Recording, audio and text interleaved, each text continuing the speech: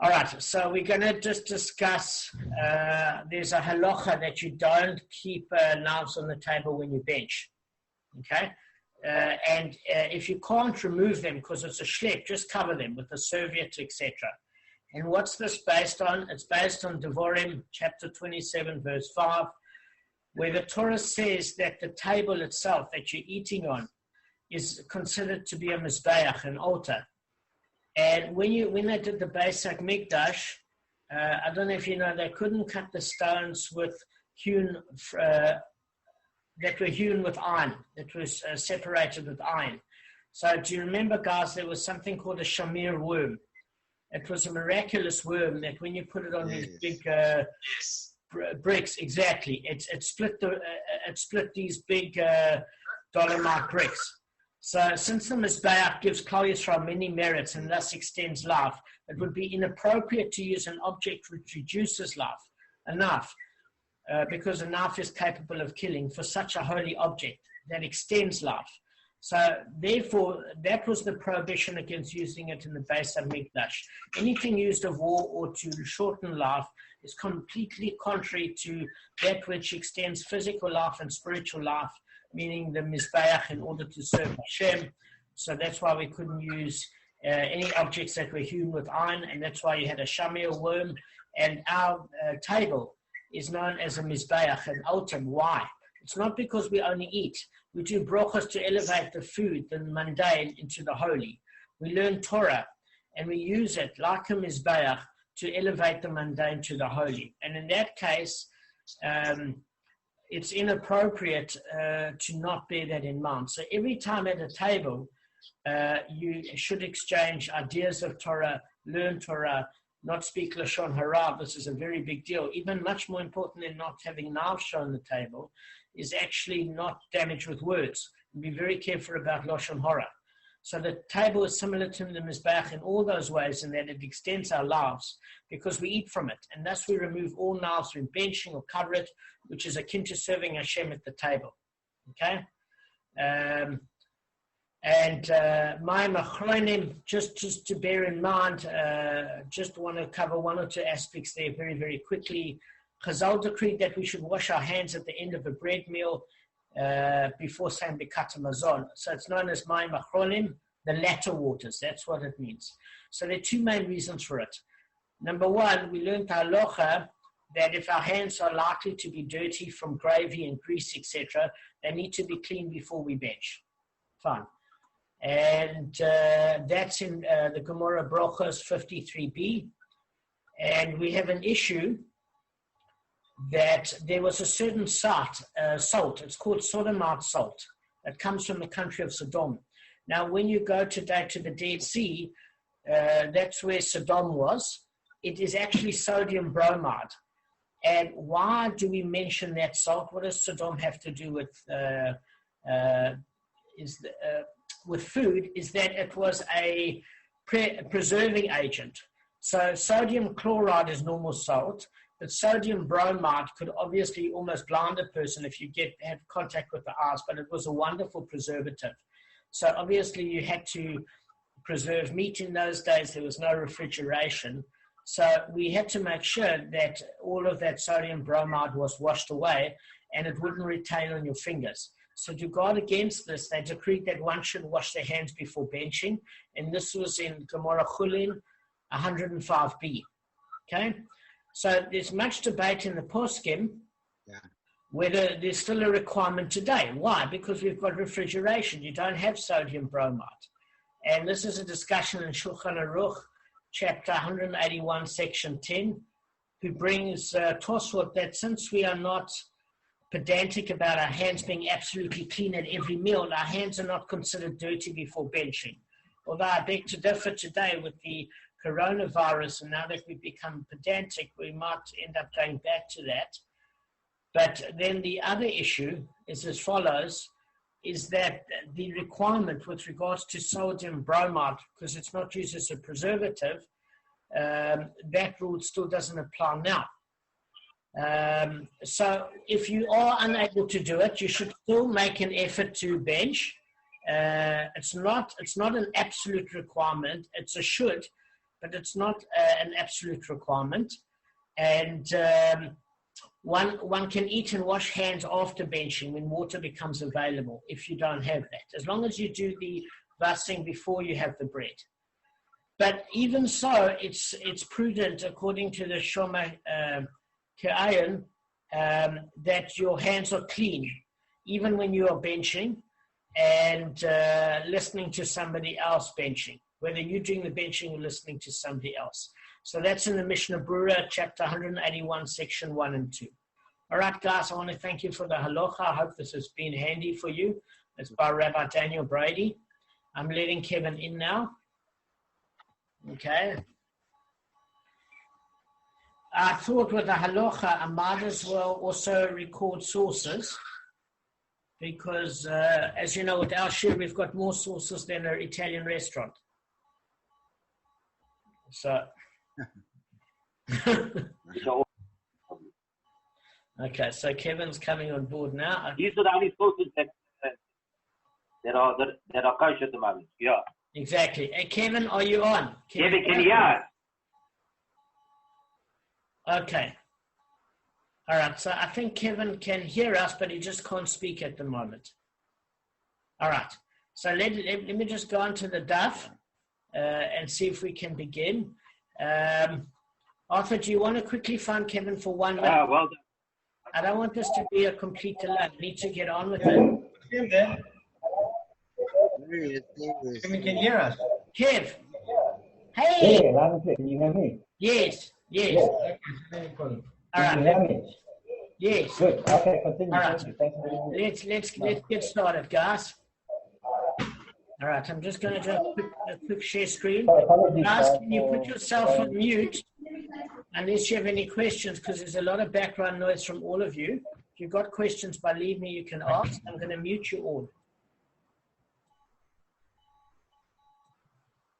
Okay, great. Now I'm going to just do a share screen a second. All right. So what we're doing here is we're doing a repetition. The determination of payment of damages made with monetary appraisal. One pays with items worth money. This halacha applies before a court and is based upon the testimony of witnesses who are free men who are not Canaanite slaves and who are members of the covenant, who are Jews. And women are included in the halachot of damages in the same way as men. And both the injured party and one liable for the damage are involved in the payment. The Gemara will explicate each of these principles. So as you know in the daf, what we do in every daf is we go through a Mishnah and we go through word by word and infer the exact definitions and meaning. Okay, so I'll tell you where we are in the Gemara. We were on Daf 14b3, and we learned yesterday before a court. So what we did realize is that if the debtor or the damager sells his property, and then the injured party or the creditor takes him to court and he sells it to a buyer, it was initially proposed that he couldn't collect from that buyer. And we learned in Bava Basra 175a that this is certainly not the case, because as we learned before, that in the previous dafs, that you can in fact extract from the buyer, whether it's a primary buyer that bought it from the debtor, or whether the heirs had sold the property, because remember, fixed property you can collect from, sold it to a buyer, or even if the first buyer sold it to a second buyer. There are mechanisms in order to collect. We did discuss how guarantees work, etc. What we did discuss was just an explanation of the Torah's Chaim and the Pnei Yeshua that said immediately when there is a loan given, the creditor needs to file a claim, and when damages are done, the damaged or injured party needs to file a claim that property, there's a lien on the property with the deeds office, with the Beis Din, etc., before the properties were sold, because according to those two opinions, if the property was sold before you lodged a lien on the property or that grade of land, you couldn't collect. But those are two opinions that are not according to the rabbis. The rabbis are saying you can collect irrespective. Their source is Bava Basra 175a, because it teaches that a loan recorded in a document can be collected even from properties that have been sold by the borrower. Why? Because it's stated in the Torah. And it's based on, obviously, on a Torah ordinance which supersedes rabbinic law, stating that you are able to collect from debts that a debtor sold his property, and the same with the damages. If the damager sold his property to the buyer, you have got a mechanism to collect. Fine. So that objection was dealt with. So then the Gemara wants to offer a different explanation. What does it mean before the court? And it says, don't read it as part of the previous phrase, because then you might come to this sort of conclusion. What we have to say is, what does it mean before a court? It's saying whenever there's a court case, there's certain judges that can hear certain matters. Let me give you an example. So, for example, we have cases of national importance, like if a case of going to war, or a case of sedition, or things like that, where you need the amount of judges in the Sanhedrin. I think it's, as far as I know, it is 71 judges in the Sanhedrin that needs to judge a particular case. As far as the lesser cases are concerned, like corporal punishment or financial punishments, etc., not financial punishments, financial restitution and penalties, there you need 3 judges. You obviously need, in capital cases, more judges, and those judges have got different forms of qualification. So what we're saying is, as far as this is concerned, that the Mishnah statement that cases of damages must be brought before a court comes to exclude a court comprising of common judges, non-ordained judges. Okay, so we need to know what this exclusion is, that a court comprising of common judges, why they can't deal with the case, and what does this mean? Now, when we say a case of damages, we mean not only damages, but in terms of loan repayments. So the discussion in terms of what is a common judge or a non-ordained judge, there are, okay, so let me just give you a little bit of a background here.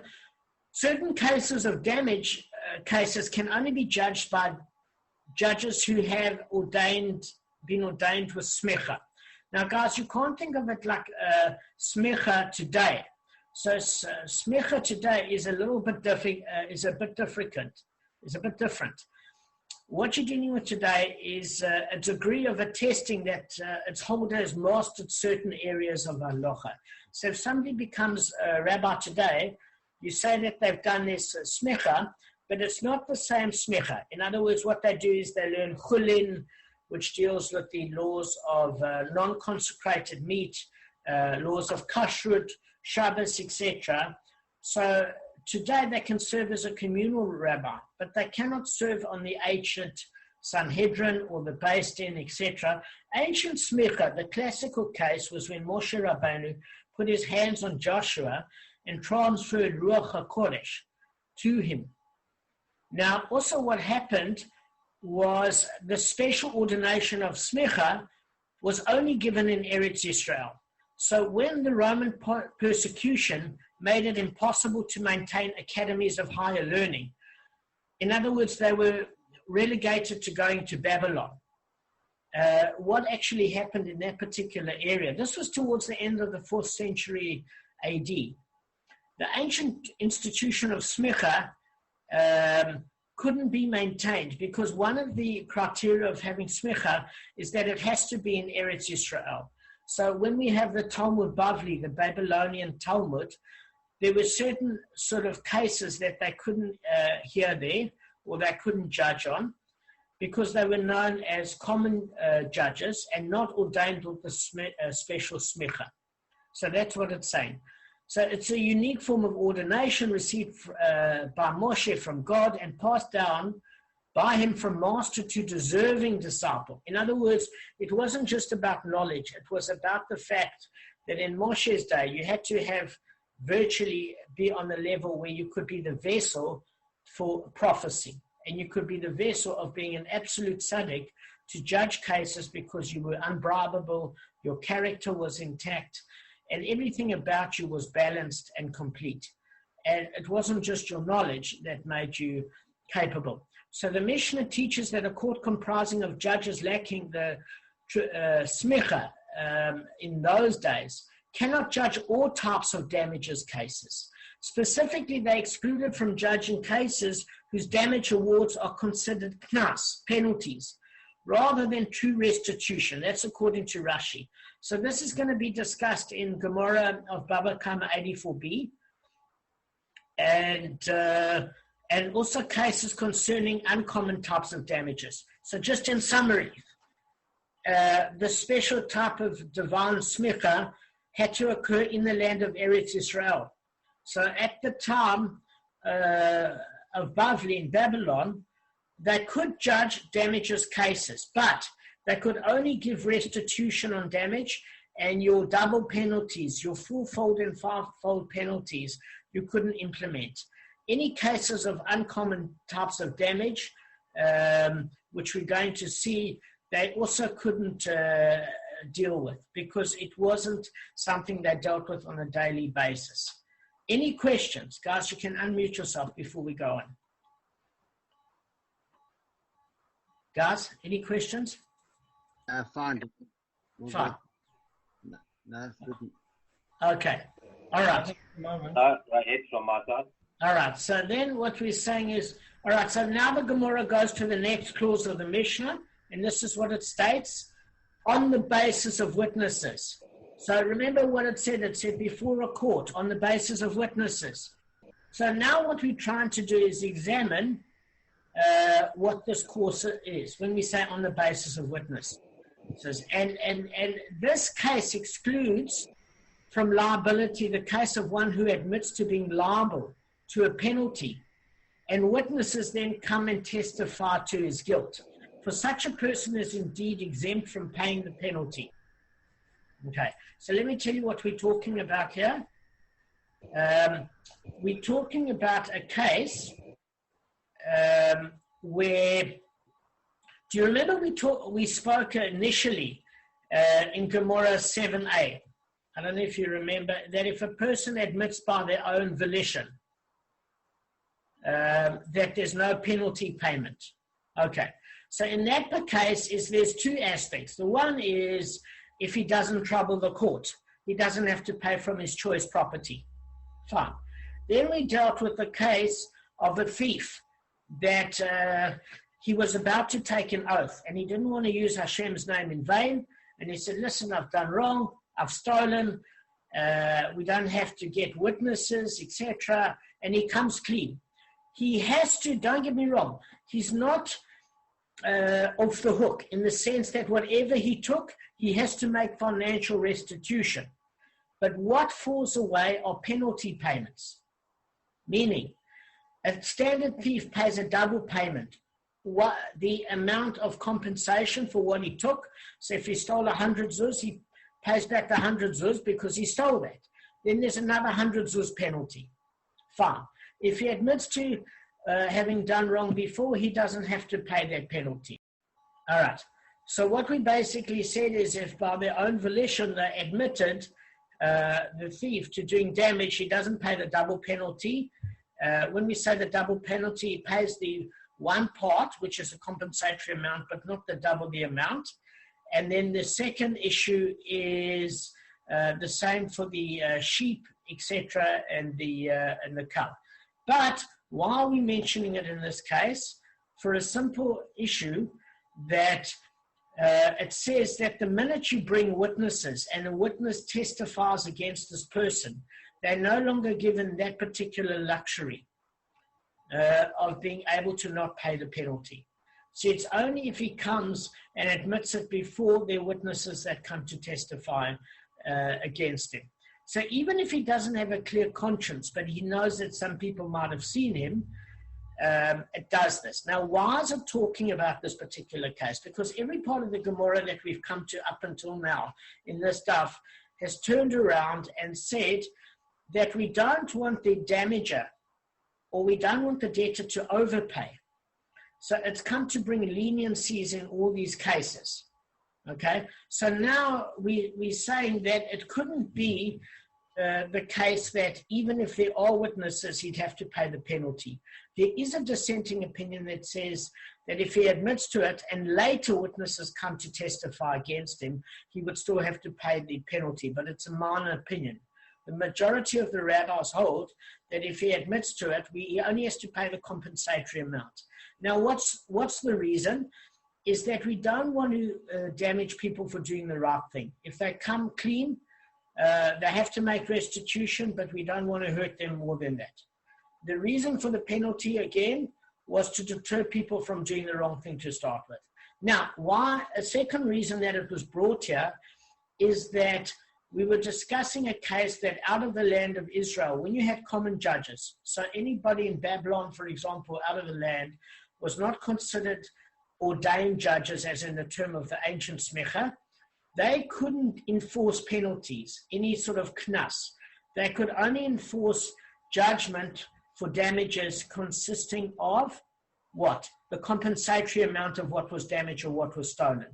So we're saying that there are two things here. If the judges were not ordained within the land of Israel, then there's only the compensatory amount. Or if the thief came clean and admitted so before witnesses, he only has to pay the compensatory amount.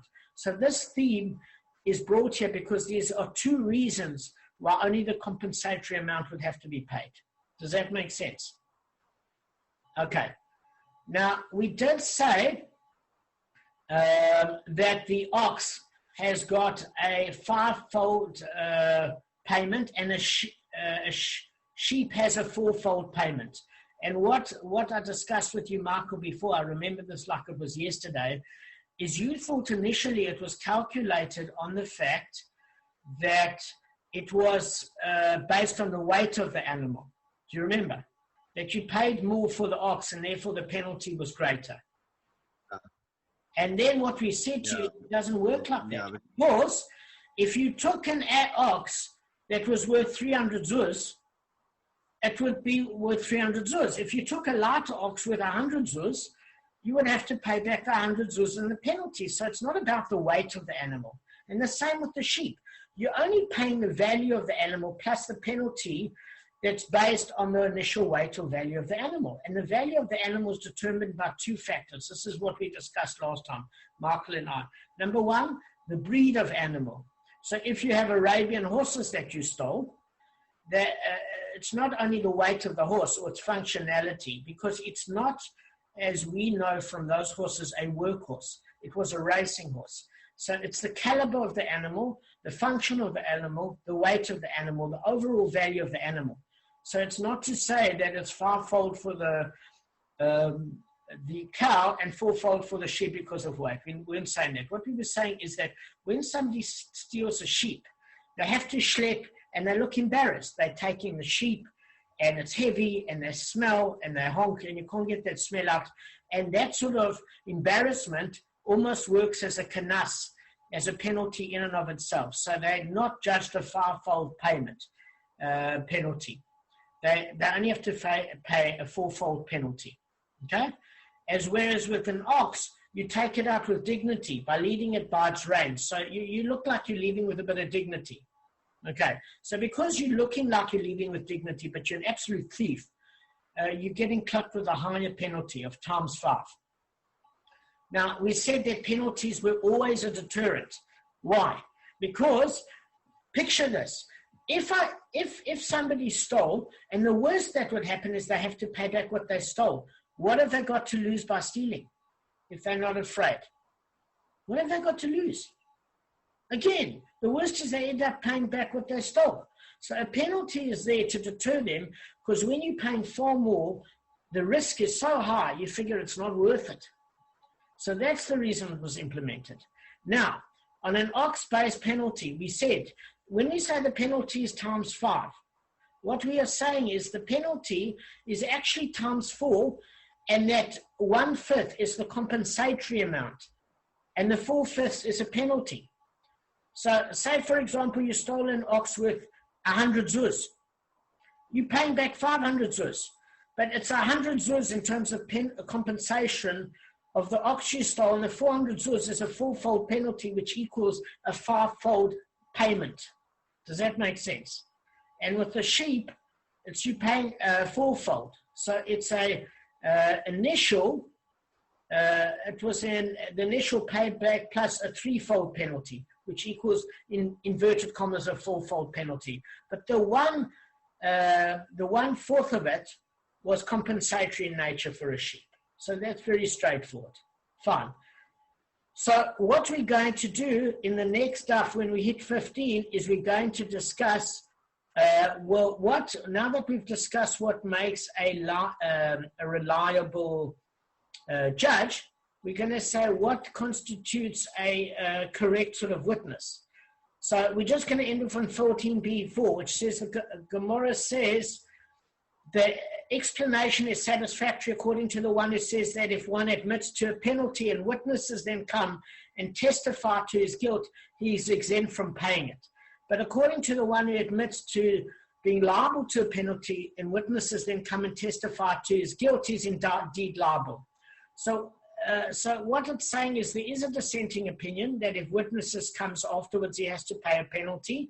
But as we said, it's not a major opinion. The rabbi said, if you come clean, there's no penalty, as far as that's concerned.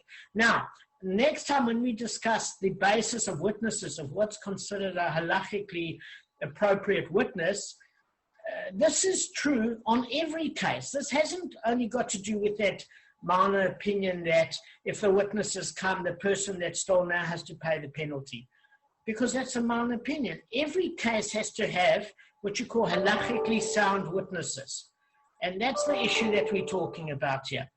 Let me just see if there's anything else. Yes. All right, so the one thing, I just want to give you the source in Exodus Shmot chapter 22 verse 8, whomever the judges find guilty, meaning if a person admits from their own volition that they stole and the judges haven't condemned them yet, and he convicts himself by his own admission, there's no penalty payment. The Mishnah's clause that damages are collected on the basis of witnesses teaches that in the case of those damage payments that are penalties rather than restitution. So we're going to deal with this in Bava Kamma 64b and 75a, but the bottom line is if you come clean and there's no judge that judges against you, there's no penalties. All right, guys, I just want to unmute you all. Does that make sense? I think we can end early. I wish you a good Shabbos. Yeah, I was going to ask a question. Sure. Sure. So it's a simple one, and it may be something we'll get to later. Sure. A guy who's stealing generally doesn't have money, right? That's why he's stealing.